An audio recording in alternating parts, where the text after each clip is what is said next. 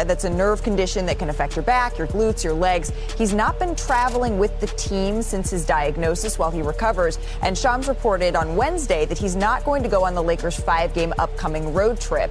But what is the latest that you're hearing here, Shams, on his recovery and his progress? LeBron James has been fully cleared for full contact basketball activities, and the Lakers will be reevaluating him in about 1 to 2 weeks. So, like you just mentioned, Malika, he won't be traveling on the Lakers' 5-game, week-long road trip that starts in Atlanta this weekend.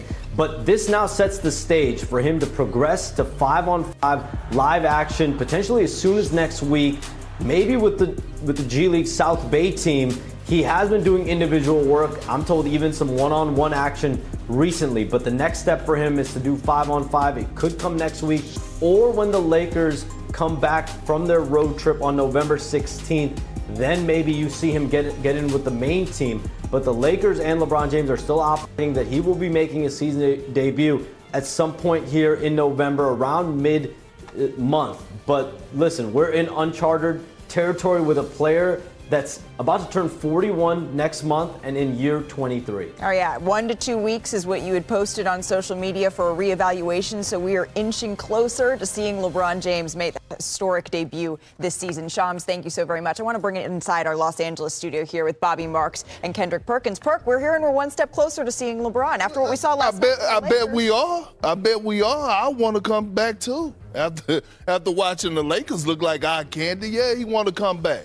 After watching Luka playing the way that he's playing at an MVP level, Austin, Reeves doing his thing, playing at an all-NBA level, when LeBron gets back, it's just going to elevate the Lakers even more. Now, I believe he's going to take a lesser role, right? I believe he's going to become the third option on the team behind the best duo in the league in Austin Reeves and Luka Doncic. That's what I do believe. I don't know about that. And that's okay.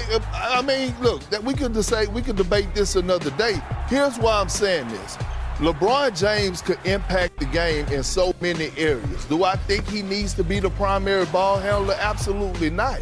But we could see LeBron James at the forward position being a screener, being a roller, right? And being a guy that could play off the ball, a spot-up three-point shooter. His percentages have been up through the roof his last 2 years. So when I say a lesser role, I'm just saying not dominating the ball as we grown accustomed of watching LeBron dominate the ball, because he got two guys that he trusts, Luka and Austin Reeves.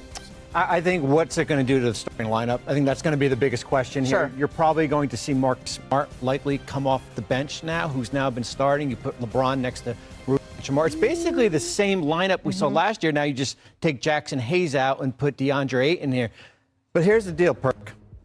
If you can acquire a player in November and give up nothing, who's averaged 24, 8, and 8 last year, you could do it, and he will fit in seamlessly here. I think the best thing, Malik, also is that they've had 7 different starting lineups to start this year in 9 games. It's almost a blessing in disguise that he's been out, because it has given J.J. Redick a lot of optionality to kind of mix and match as far as with the process. You know what else is giving J.J. Redick an opportunity to do? Develop something that the Lakers haven't had in 5 or 6 years, an identity and culture. And now Braun is sitting back and saying, man, you know what? We actually got something. We actually got these guys playing. JJ actually have these guys playing at an elite level. So again, add those 24 points, add those 7.5 to 8 rebounds, that's going to always be there. It might be a dip in an assist because he's going to be more of the receiver more than a quarterback. You're saying take a step back, but it's not take a step back to necessarily you bring in Luka to alleviate some of the load from LeBron James. Austin Reeves stepping up. It's why his assist numbers and getting to the free throw line is so important. This Los Angeles Lakers team, it's early in the season. Of course, this is going to be, yes, once again, we're talking about the Lakers, but they're giving us something to talk about. Still to come here on NBA. And that next step to kind of be that second fiddle for Luka.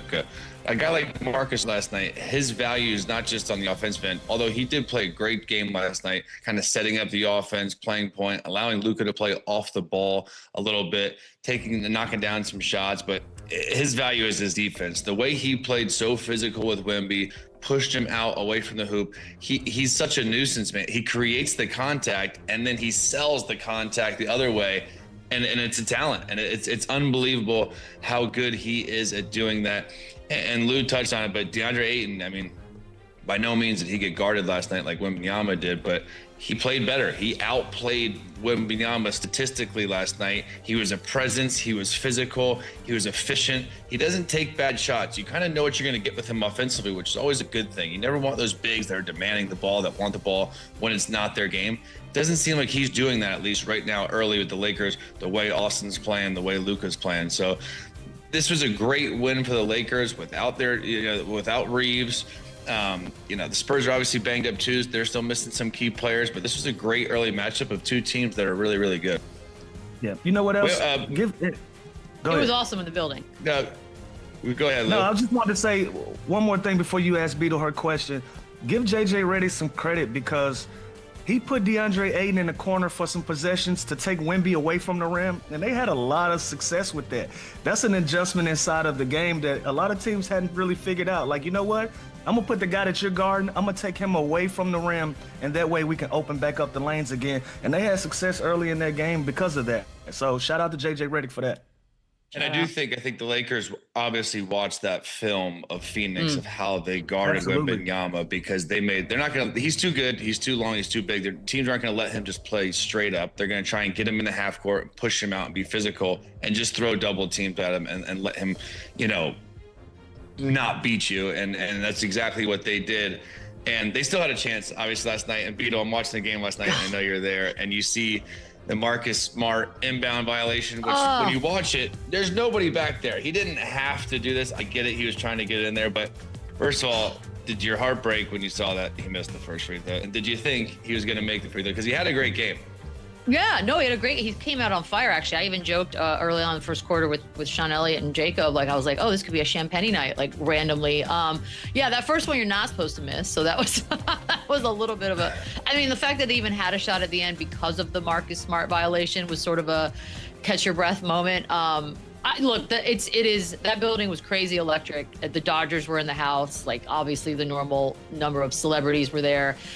It was really cool to see. And I'll say this as a complete and total homer, if I'm just going to be honest, to see that many Spurs fans on the road these days, especially where the Lakers play, is it's like a flashback. So it was kind of cool to see.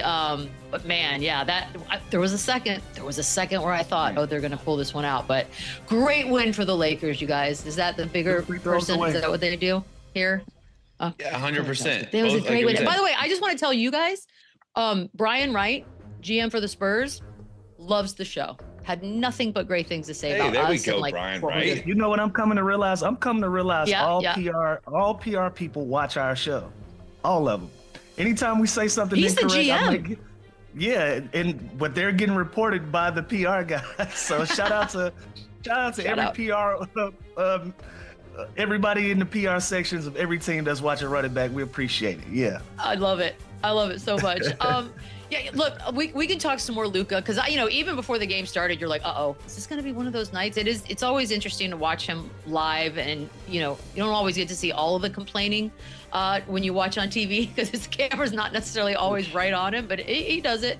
5-0 against Wemby, by the way. Not that it's necessarily him playing against him, but Wemby earlier had already said that Luka understands and masters the game more than anyone else. I kind of love the idea that he masters the game more than anyone else, Chandler. What did you think about Wemby saying that, and also just Luka in general? Yeah, it really is impressive. It's like you get that same kind of feeling when you watch Jokic, when you watch SGA. It's physically impossible to speed this dude up. And he uses his size, he uses his intelligence. It doesn't matter if a stronger guy, a bigger guy, a more athletic guy is guarding him. He still plays at his pace. He gets to his spots. Even if a double team's coming, he had a play last night where they doubled him, and he just simply put the ball right through the double. This pass was insane. Even this even shocked himself. The whole defense ran the other way. He kicks it back. This is the play I'm talking about. It's a double team, and he just splits it. It's just so easy for him, and he finds a way to find the open man. He finds a way to get an easy basket.